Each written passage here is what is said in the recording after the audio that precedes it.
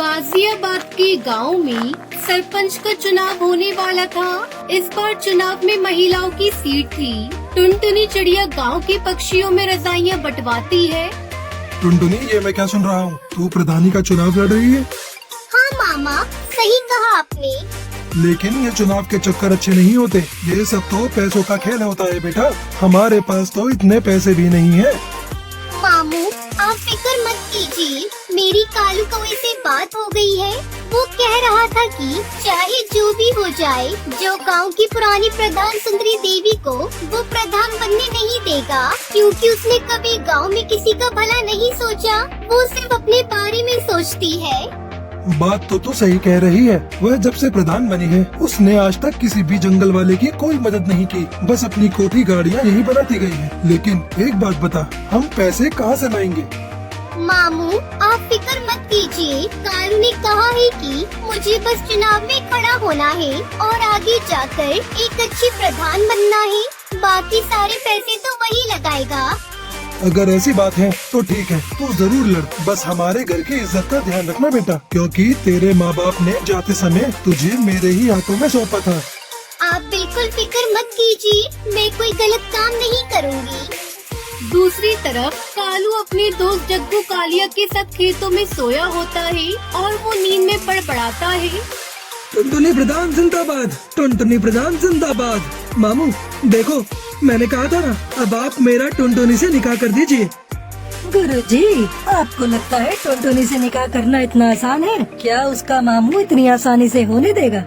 टुनटुनी प्रधानी जीतेगी और मैं तुरंत उसके मामू से टुनटुनी का हाथ मांग लूंगा। तो गुरुजी, हमें इसके लिए पूरी मेहनत करनी होगी।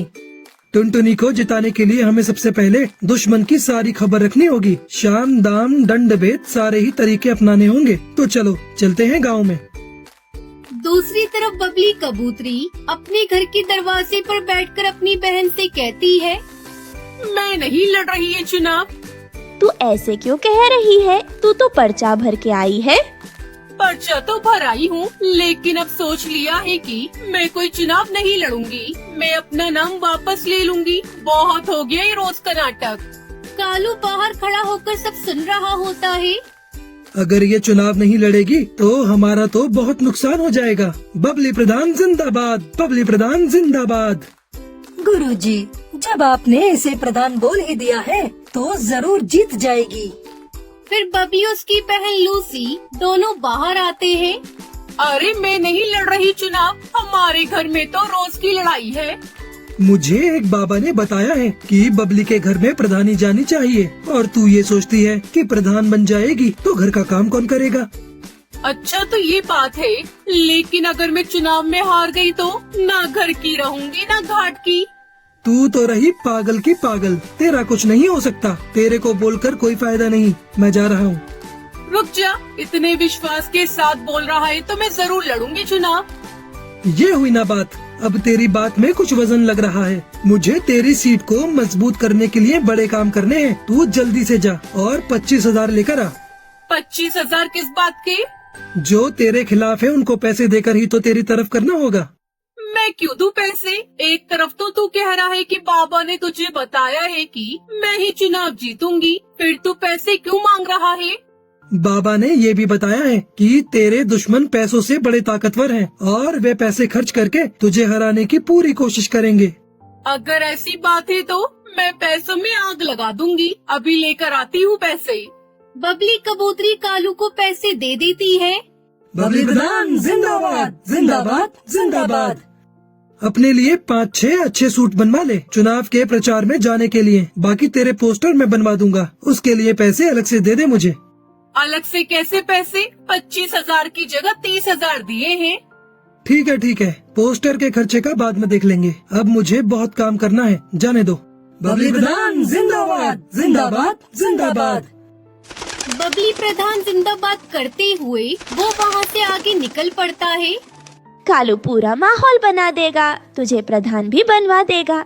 गुरुजी, कमाल हो गया। 1 मिनट में 30,000। चलो सुंदरी प्रधान के घर। सुंदरी प्रधान जिंदाबाद, जिंदाबाद, जिंदाबाद। सुंदरी प्रधान जिंदाबाद। सुंदरी प्रधान जिंदाबाद करते हुए वो दोनों सुंदरी प्रधान के घर पहुंच जाते हैं। मेरे टक्कर का इस पूरे गांव में कोई नहीं है। प्रधानी का चुनाव तो मैं ही जीतूंगी। हाँ सुंदरी प्रधान, तुम बिल्कुल ही सही कह रही हो, तुम ही जीतोगी। मैं तो स्कूल में खड़ा होकर सारे वोट तुम्हारे ही नाम पर डलवाऊंगा। मेरा बस चले तो सबको भगाकर खुद ही तुम्हारे नाम पर वोट डाल दूं। कालू तू याद रखना मुझे। इसमें याद वाली क्या बात है? मेरे दादा परदादा, इसके दादा परदादा सब हमेशा से ही तेरे साथ हैं। बस कालू तूने कह दिया तेरा साथ है तो आधा चुनाव तो मैं अभी जीत गई। अब तू एक काम कर, थोड़े कंबल ले जा और गांव में बंटवा दे। सुंदरी प्रधान, हम ऐसे ही किसी के पास नहीं जाते और किसी के साथ खड़े हो गए तो उसे जिताकर ही छोड़ेंगे। सही कहा ना जग्गू कालिया? तो बोलो सुंदरी प्रधान जिंदाबाद। बस तुम तो अपनी प्रधानी पक्की समझो। वैसे तो मुझे खुद पर पूरा विश्वास है, अब तुमने कह दिया तो विश्वास और पक्का हो गया। अरे हम जो बताने आए थे वो तो भूल ही गए। मेरे पास बबली आई थी नोटों की थैली लेकर, हमने वो पैसे नहीं लिए। जब उसको वोट ही नहीं देना है तो थैली क्यों लेना है? अच्छा किया, अगर तेरा समर्थन मिल गया कालू तो मुझे हराने वाला कोई नहीं है। तुझे समर्थन चाहिए या वोट चाहिए? बस समर्थन तो हम तेरे लिए ले ही आएंगे और जो वोट नहीं देगा उसे खिला पिला कर तेरी तरफ कर देंगे। मुझे तेरे से यही उम्मीद थी कालू, तू जिस चीज पर हाथ रख देगा वो तेरी होगी। बस एक बार मुझे चुनाव जीत जाने दे, जिस चीज की भी जरूरत हो आकर ले जाना।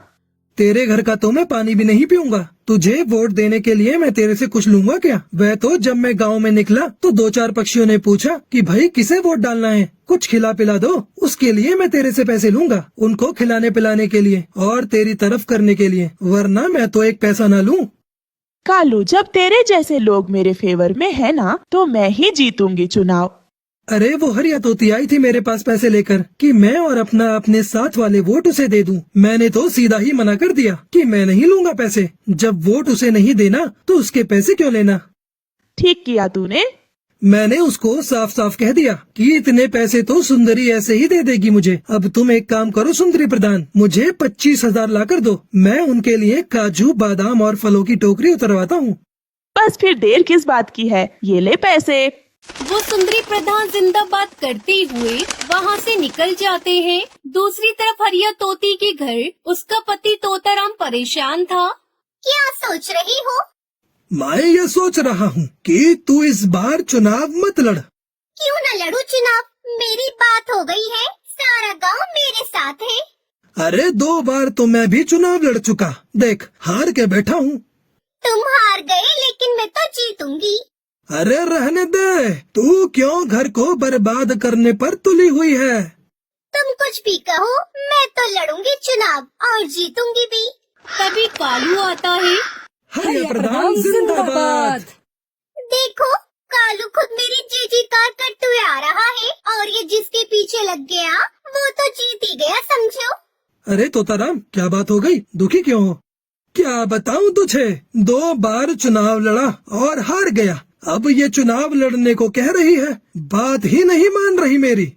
अब हार की बात करेगा तो हारेगा ही, जीत की बात कर जीत की। पीछे मुड़कर देखना छोड़ दे और आगे की तरफ बढ़। कौन समझाए? ये तो पुरानी बात पकड़ कर ही बैठे हैं। मैंने कहा जिसके साथ कालू हो उसकी तो जीत ही होगी। अब तुम्हें क्या बताऊं, 3 बार आ गए मेरे घर पर 30,000 40,000 लेकर। कह रहे थे कि तुम बस चुनाव जितवा दो, पैसे चाहे कितने भी लग जाएं। तूने किसी को हाँ तो नहीं करे? ऐसे कैसे हाँ कर देता? ऐसी गालियाँ दी, अगर तू सुनती तो तेरे कानों से खून आ जाता। बिल्कुल सही किया तूने। मैंने तो बोल दिया कि तू 30 लेकर आई है, 40 तो हरिया मुझे ऐसे ही दे देगी। इतने पैसे तो नहीं दे पाऊंगी। कितने पैसे दे पाएगी? बताओ जी। क्या बताऊं, 15,000 दे दे कालू को। ठीक है, ये तो हमारे घर की बात है, बाकी के पैसे बाद में दे देना। और एक बात बता दूं, ये पैसे मैं अपने लिए नहीं ले रहा, लोगों की खुशामद के लिए ले रहा हूँ, ताकि उनका वोट तेरे नाम पर डलवा सकूं। मुझे क्या करना है पैसों का? वोट के लिए तो हमने दारू मंगा रखी है।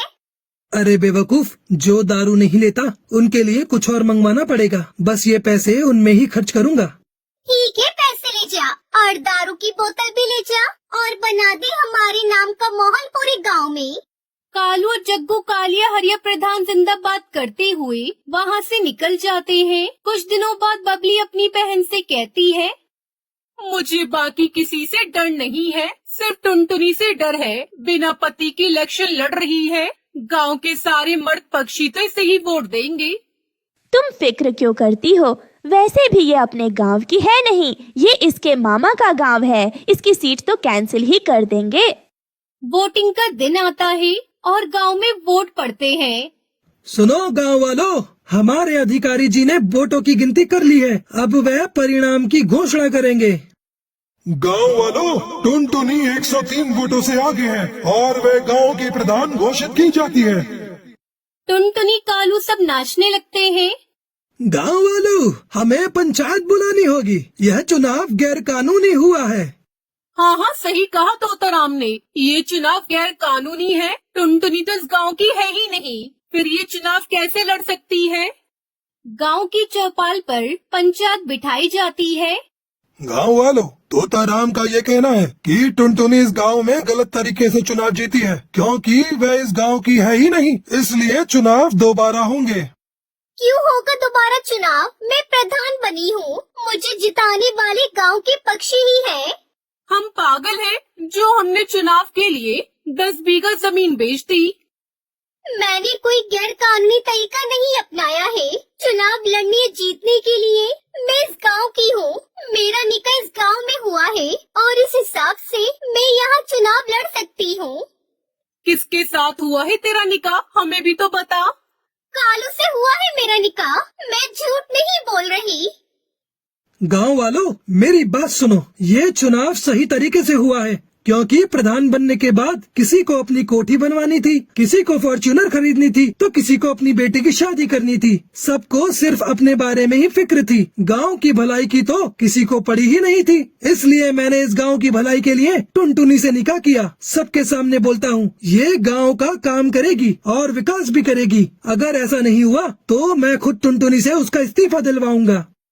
गांव वालों, मैं यहाँ पर बड़ी हुई हूँ, लेकिन मैंने हमेशा आप सबको गांव की टूटी सड़कों की वजह से परेशान होता हुआ देखा है।